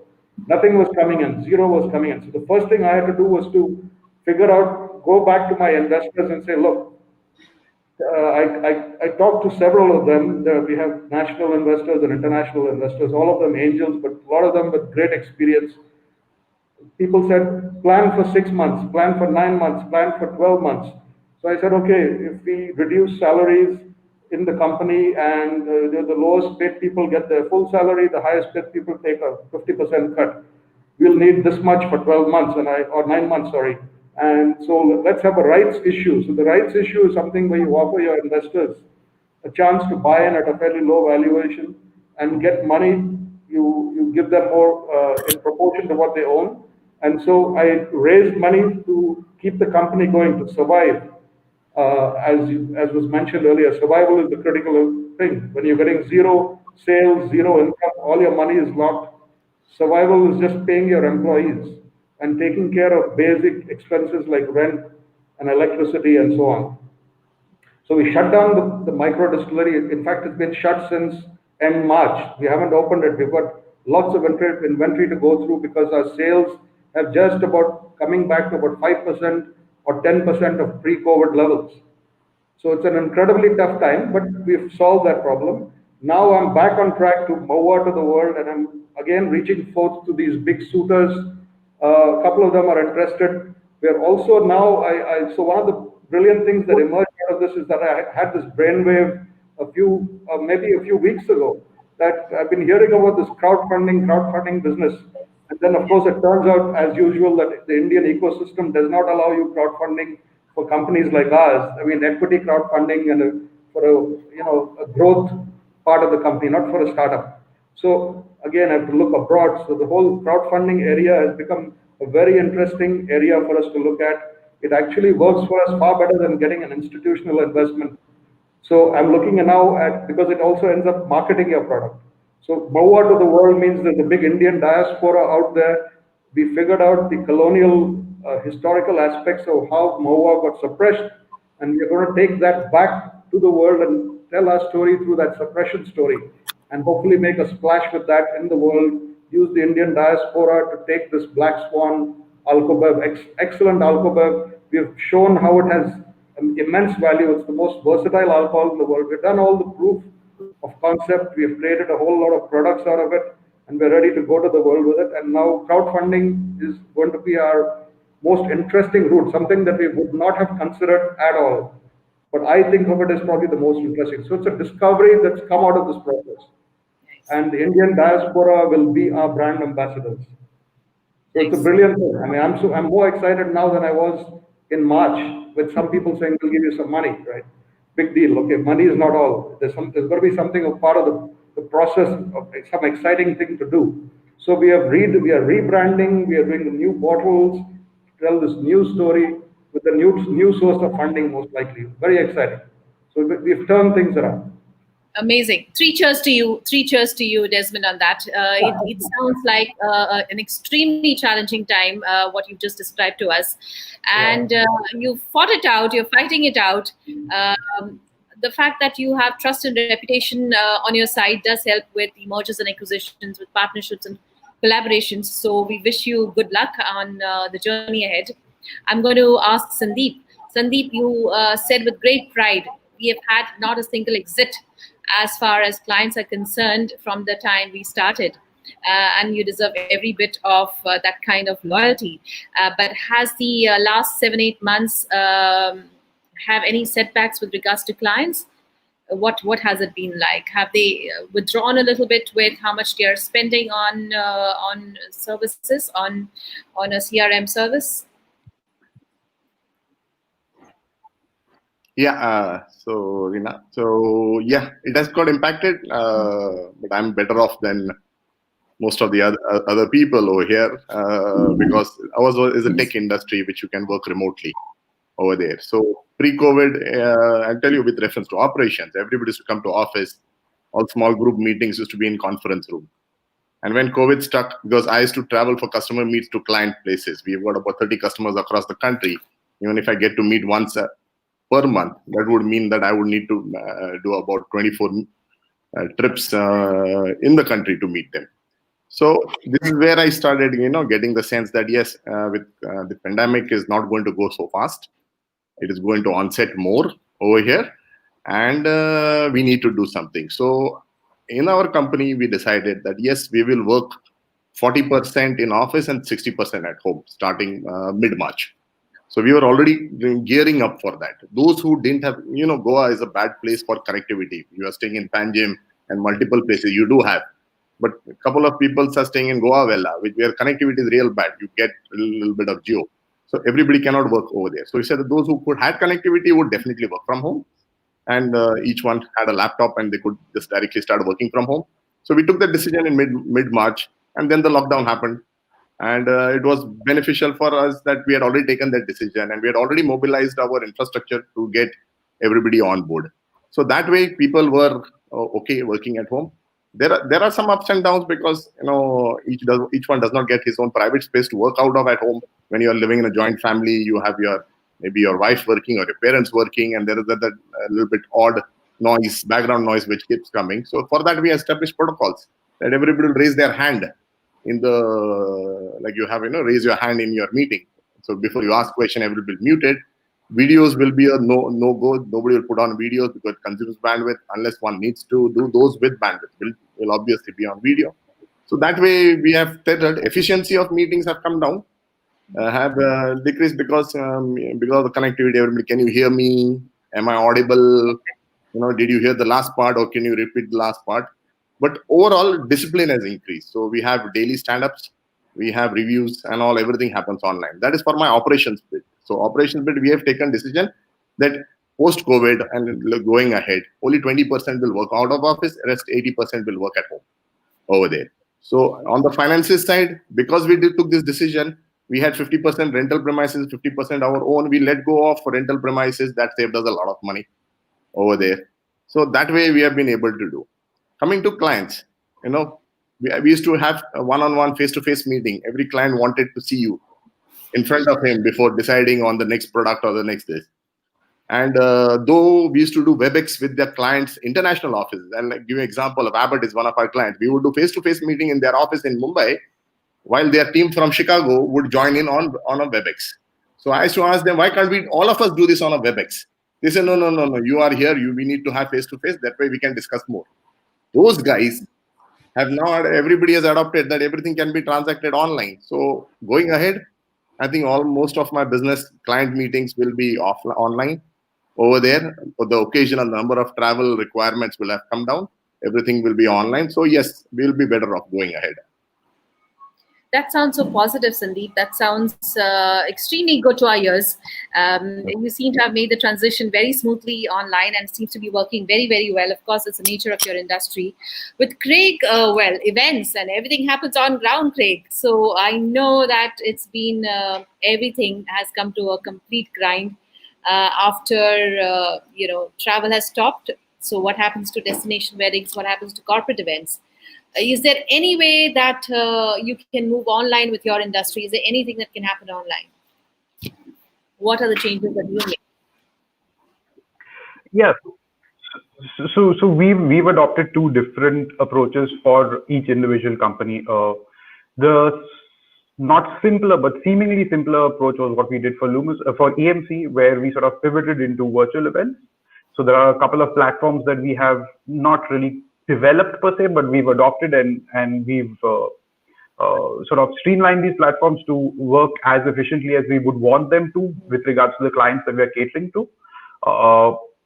That took a certain amount of time for us to get there, for us to be able to understand the technology and how it works. And obviously, this is understanding the technology without having access to the person who has developed it, like we would have earlier, where we would just ask the person to kind of come down and show us how to use it and teach us how to use it. So until we reached that point with EMC, what we did is we focused on our sort of brand visibility, and we focused on our communication and things that we haven't really paid attention to in the past, because the event industry just is just people running constantly, and that's what it has been for years. So we took the opportunity to say, okay, you know what, we've got some time. Let's not treat this to be as bad as it actually is. Let's figure out what we can do in terms of making the most out of it. We've got some time off. Let's take some time off. Let's figure out what we need to do in terms of realigning our brand. And then we moved on to trying to find ways to pivot and to take the industry online. And while we have managed to do that, and while multiple event companies have managed to do that to a certain extent, I don't really think that it is a be-all and end-all solution in terms of being able to do an online event or a virtual event versus a physical event. You cannot take that social aspect away from the human race, and we are eventually going to go back to that. But until we do, yes, we have found a way to pivot for EMC. For Lumisonic, because it is very technology driven, what we did is we said, let's take the time off and let's train our people. In any case, because of the fact that Goa is very seasonal in terms of the quality of events that happen, I wouldn't say the quantity, but the quality of the events that happen during the monsoon season aren't as large as they would be during the peak season. So because of that, we anyway sort of understand that we're going to have a certain downtime during the monsoon season. So what we did is we kind of understood that we would extend this downtime to a certain extent, and we would use that time to train every single employee as much as we can to get to help them sort of grow in their career and in their future, whether it is with us or whether it is with any other technology provider that exists, so that they can sort of build something for themselves at some point in time. So that's what we've done during our downtime. It seems from no matter what the industry is, there seems to be a way out. There seems to be somewhere where we can find the road less traveled and hopefully see a very bright sunrise at the end of it. On that note, I'm going to open it up for the audience, because I'm sure after listening to you, they'd love to ask you some questions. So Valerie, can I request you to have the questions up? I'd like to request the audience to, yes, that's Ronald. So Ronald says, which sector in the business field has more scope, and what growth in the current situation scope and growth in the current situation, and is it currently ideal to launch a startup?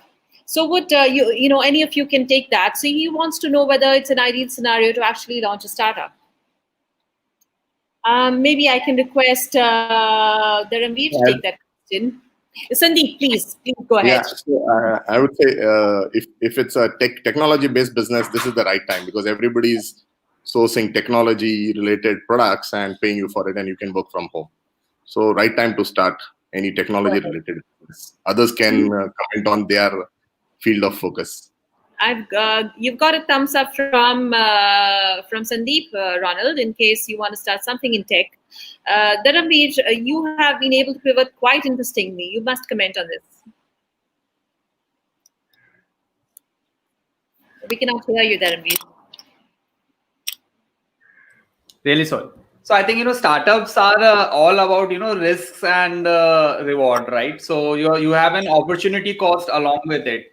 So I think it's a great time for a startup because if you are if I don't know who's what is the profile of the individual who's asking, but if you are young, if you are a student, if you have anyways been fired from job, if I think you are anyways berozgar, and so I think that might be a good time to try your hands because you have lot less to lose. The more you have to lose, it becomes even more difficult, especially the initial 0 to 1 journey.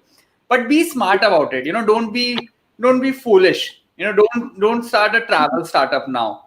Choose an industry. Choose, let's say, the education that has now gone online. Find your sector. Find the sectors that are on the benefit side of things. And you are having salary cuts, etc. So might be a good time to fool around. Plus, and you're sitting at home, so you can squeeze out those the time you would have otherwise been traveling.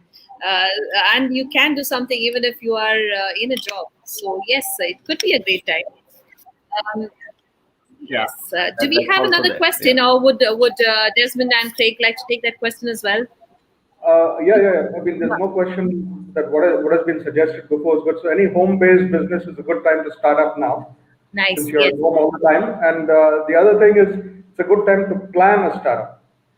Yes. I mean, it's because this is the time to sit and do lots of Zoom meetings and work out things, draft out plans, come up with, develop ideas, so to speak. Things that can be done without any additional cost, without startup costs. So for example, I'm having a great time planning a kind of startup with the Maua to the World being a bit of a startup project. And it's 6 months worth of planning, and this is the best time to do it.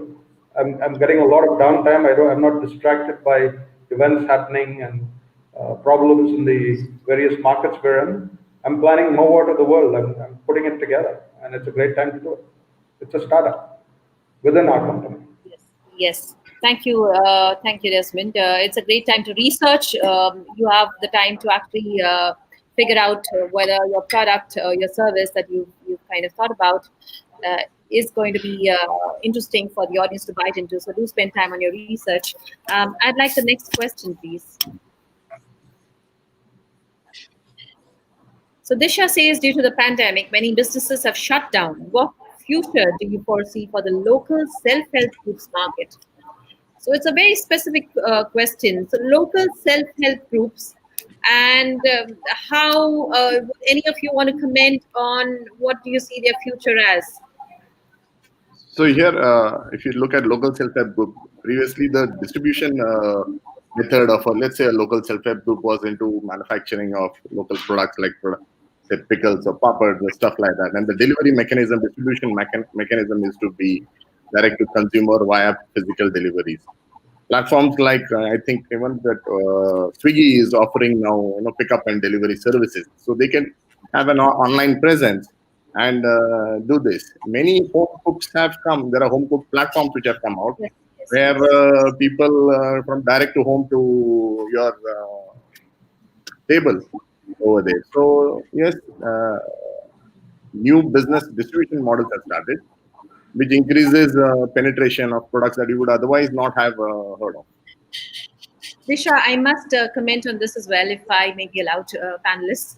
So I'd like to comment that because of this pandemic, a lot of, especially the women, being at home, have realized that people do love their pickles and papads, like Sandeep said, their biryanis and their cakes. So there have been many platforms, right, from a whole lot of Facebook groups that have started out, and the women have been building their confidence with products that they make at home. There have been apps that have been launched. I recently was part of a app, Women Entrepreneur app, where every possible product and service is listed, right from the Diwali season and your clothing and fashion to your services are being listed on the app. So there is much more opportunity than ever before for our local self-help groups to thrive and to succeed. Anybody else would like to take the question? We've got around 6-7 more questions, or we can move on to the next one. Next.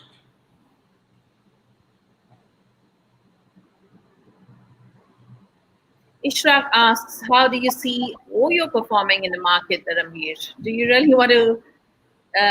Okay. See, they are competitors, so I don't think that I should comment much, and also I think they are also a brand in that sense, and so hopefully they'll also figure things out for themselves, and I don't think that, obviously they are pretty large in size at their scale, so obviously the bigger you are, the more larger impact you might have to face with your geographies, etc.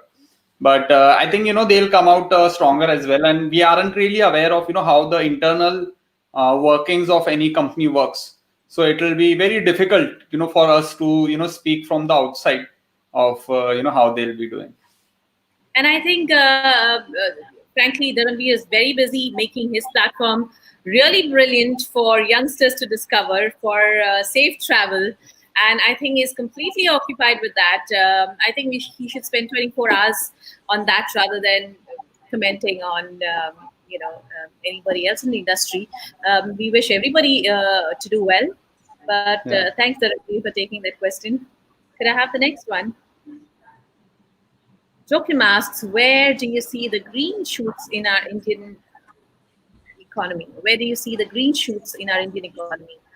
I personally am not too sure what that is. Would anybody know what Joachim wants to know? Probably signs of life. I don't know. Green shoots in the arid wasteland that is the economy right now. So Right. I have really no idea. I think there's probably any number of small people planning startups and so on. So we'll see how these green shoots pop up and where they go. See, with reference to, maybe he's asking with reference to where growths are renewed growth will happen somewhere where. So green shoots, yes, like Dharamveer said, online education. Oh my God, it is booming. If you see the ads, what White Hat Junior puts up, like I should stop doing business and start doing this kind of online. Right. Yeah, so online education, 1:1 education, everything, one-on-one personal tutoring. Everybody's getting into that, and that is now mediums exist for you to grow in that area. In fact, I think all of these, Byju's, Unacademy. So you see IPL, right? So these people have got the money. They possibly are expanding the market. So maybe there are some green shoots over there. And other than that, I think India is busy on IPL and Dream 11. So people are busy playing mobile games. With Chinese apps, getting out of the market. That might be a place for people to explore. But yeah, we need people to have money. To really spend money. So that's the other thing. We really need economy to come back for everyone.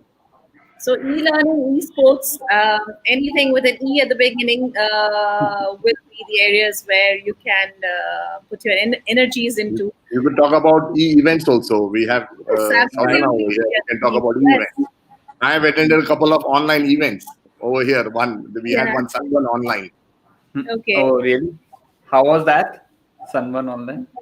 Yeah, so it was a fundraiser for the government. Yeah, even Burning Man was online this year, and I think even Tomorrowland was online. So but not Wow. really sure. If they are getting the event, the community is engaged, but is the money flowing?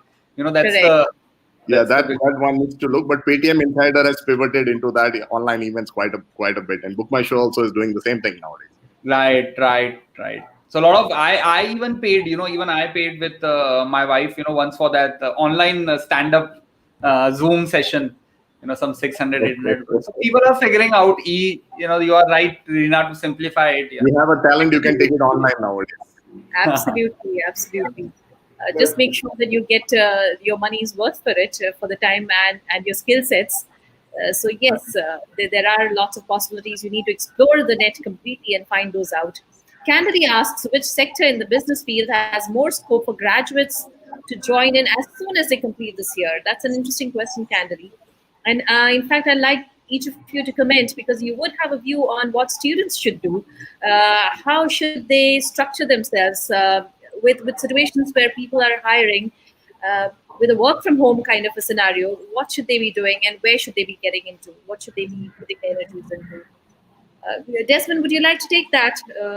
And I'd ask each of you this one, actually.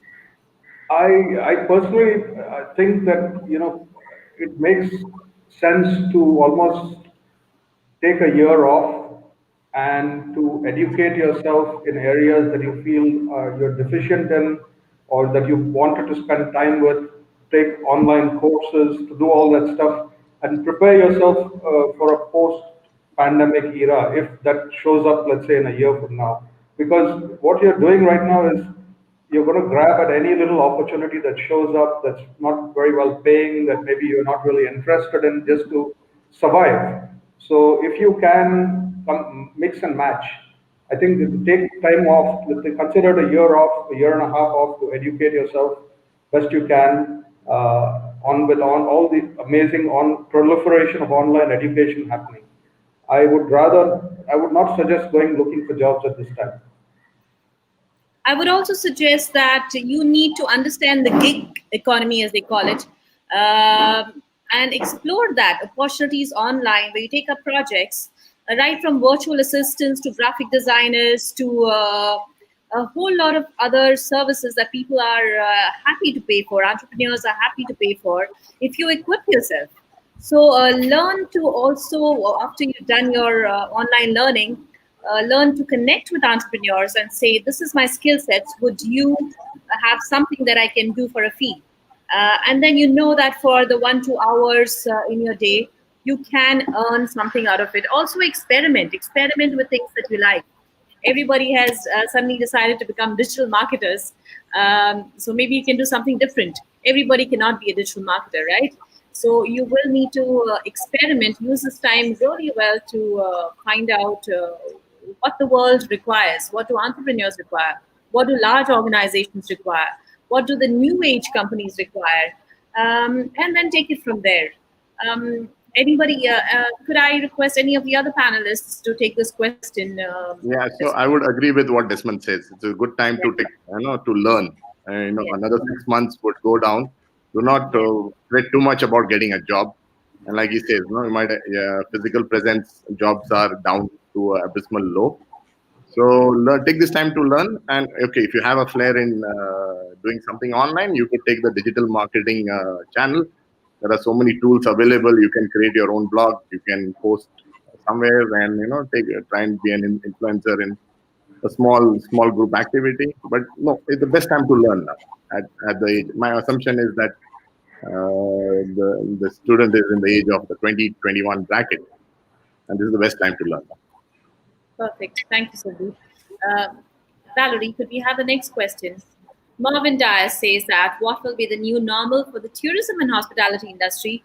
Will they bounce back soon? Craig, can we have you commenting on that first? What will happen to the tourism industry these days? So as I said earlier, people are social, right? There's nothing that is going to happen that's going to keep people from being social for a really long period of time. COVID obviously has impacted tourism, but I don't see that being, nobody is going to be able to see that as being a really long-term impact. There is going to be a point in time where we go back to traveling. Everybody's just waiting for the opportunity to run off their houses and go wherever they want to. So the tourism industry is definitely going to go back to where it was. There's no question about that. But how long it's going to take? I mean, if I could answer that question, that would be the be all and end all, right? We wouldn't need to have this conversation. Yeah, I think we will. I'm pretty sure it will bounce back. I'm sure Morvin would love to have a comment from Dharamveer as well. The fact that it is the hospitality industry, you would have a view on this. What will be the new normal for the tourism and hospitality industry? Will they bounce back soon? So I think what I really mentioned, Morvin earlier as well. I think the work from home is a phenomena that is allowing people to travel a lot more. See, earlier what used to happen is that we used to work Monday to Friday in office. Therefore, you have to live in Mumbai and Bangalore because you have to go to an office. Now, because you can work from anywhere, people are going to spend maybe a week or 2 week and just going to stay in your place. So what any hospitality outlet must equip is equip yourself with people that can work over them. Don't be very don't be very scrappy about giving bad internet connection. Invest in a good internet connection. Invest in a fiber optic connection now with Geo Fiber, etc. Make sure that those things are up to mark, and then people are traveling. People are today. There is a lot of latent demand of people trying to travel because they have all been locked down for so long. So that's what been happening soon. And I think the regular travel, it will be a gradual process. Whether we have an vaccine, whether we reach herd immunity levels, but I think by the next FY, leave this quarter, leave the other quarter as well. And I think, April onwards, we'll be looking at a lot more normal. I don't think that we'll have permanently, the kind of travel that used to happen will actually be removed. It'll all happen. And in fact, with this work from home being a permanent shift, people are saving on real estate spaces. People are finding out that they can work from home as well. So in those scenarios, I think, people will be able to travel freely a lot more. So travel might actually get a bit of boost as well. I get everyday people saying that, rather than living in my rental place, I'll live in a hostel. At least 2-3 people leave this comment, particularly this comment.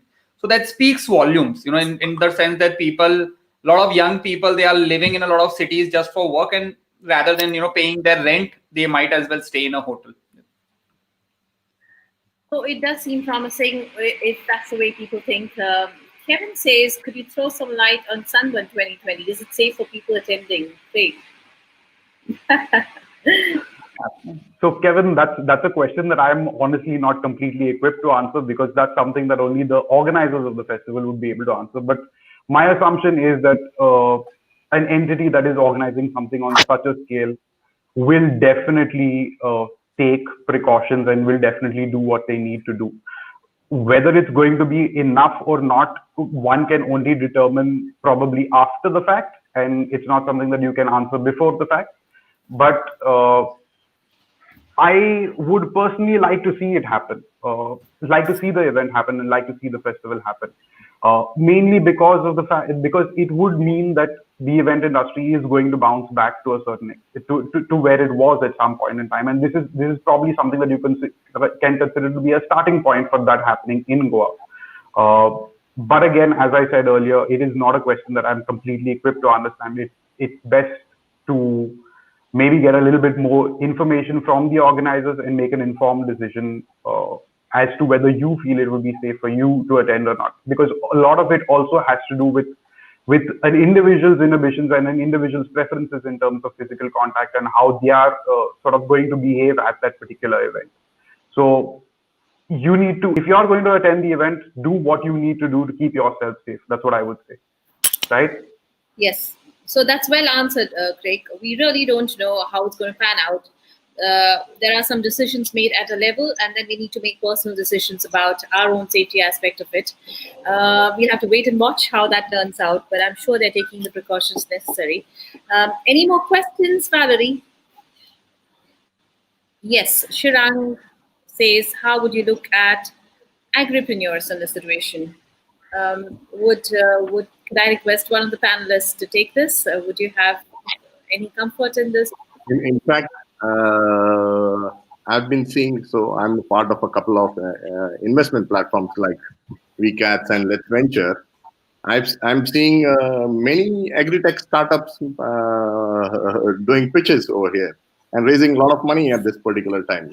Farm to home, farm to technology, making the supply chain logistics more efficient. Current systems are not good. Yes, when you talk about agri-tech, yes, people are going organic. What I used to see in the US 10 years back, here people are being more now sensible in buying organic stuff. So yes, there is a lot of scope for agripreneurs in the current situation. Right. And there's this new policy as well, right? So I think, maybe others can share maybe, but I think, that might also give a big boost to some tech startups. Okay. So that, I hope, should answers your question. Yes, it does seem to be having a positive road ahead from what Sandeep commented and what Ravi added to. Any more questions, Valerie? Mashida says, is it necessary to have a successful business? Is that to have a successful business, you should have a problem-solving startup? Yeah, I mean, it is difficult, in a society. Actually, if you want to work honestly, etc., the society usually rewards, when you give them value. The way it extends is that you solve a problem, therefore you are probably unlocking some value in the ecosystem, and therefore you are able to extract value from it. But I think, it's not really necessary. Maybe, many times you are solving some efficiency, maybe others panelists can add, but at the end of the day, business, so you should make money. Their startup should make money more than solving problem. Yeah, but if you have a problem that you can solve, then there will be a customer that will buy from you for the problem. Right. Right. I think it's a chicken. Otherwise, if it is a me too kind of product, then it has to be only one of the three things. It's cheaper, better, faster. Absolutely. If it's only cheaper, there's no use. If it's got all three, then yes, you have a good market for that. Yes, well said, Sandeep. I would add this one thing, based on my own background. If I don't look for problems to solve, I let these problems hit me. And if I can't think of a solution, then I think maybe there's something to it. Because both problems have multiple people trying to solve them, and then the bigger, better, faster business works. But I'm really interested in innovative things that other people don't see, or that I see 10 years down the line. Or I want to do something which has a big barrier to entry, which maybe only fools jump into. So I am one of those people who tries to tackle things that nobody else wants to. So if you can find such a problem that other people are avoiding, it's a good place to look for an opportunity and to have that problem solving mentality for problems that other people don't want to tackle. Then you have an opportunity. You've got a brilliant perspective of how different entrepreneurs think. So we did believe that, yes, if you're solving a problem, somebody is there to buy it, right? And Sandeep had another perspective, saying that as long as you're faster, cheaper, and better, you will have buyers. And then there's Desmond, who thinks about it very, very differently. Craig, your comment on this. How do you look at entrepreneurial mindset in business? Yeah, so to keep it short and sweet, I don't think it is absolutely necessary to be a problem solver in terms of a startup, but it is ideal. If you are solving a problem, that is the ideal situation that you can be in, because that's the easiest way to figure out how to monetize whatever it is you're doing. The solution doesn't exist, but it is not absolutely necessary. It's not the be all and end all. Just to make this whole topic very topical and contemporary, or you could be a Donald Trump who creates problems and then provides solutions. Right. You create the problem and then you create. Or you could be a Elon Musk of Tesla. I just read that he is launching a tequila priced at $250 a bottle. It's already sold out. So yes, that was a perspective on so many different things. I think we've come to the end of this brilliant webinar. Our panelists have been super brilliant. Thank you so much. Thank you for your insights. Thank you for your comments. Thank you for your brilliant minds. Thank you for your spirit. And in conclusion, I can just say that uncertainty will follow us around for a bit. And while it does, keeping our spirits high, keeping our mindsets in the right place, keeping our ethics in the right place, and taking all those wonderful tips that we've been given in this webinar, putting them all down on a paper and working out a plan that's going to work for us when things do kind of seem better is what we should all do. I'm going to hand it over to Valerie to give the vote of thanks. And I'd like to say thank you again to our panelists as I say goodbye. Thank you. You did a fabulous job. Have a good day. Thank you. Thank you.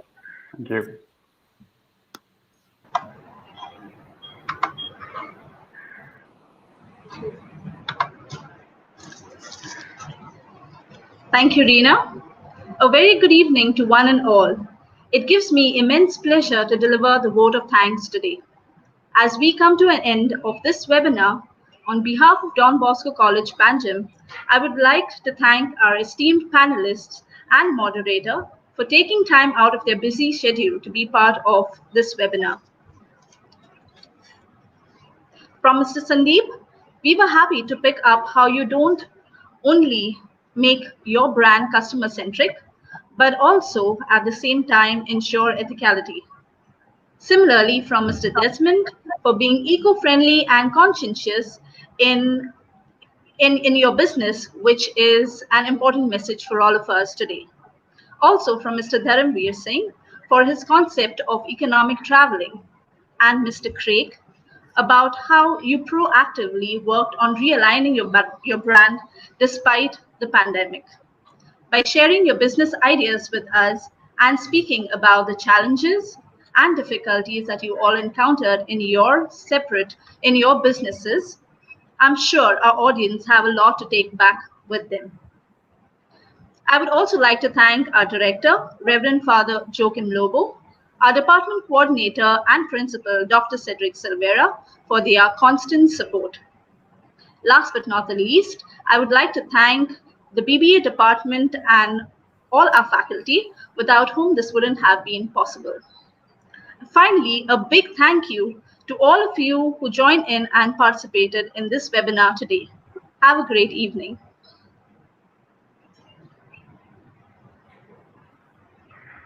Bye.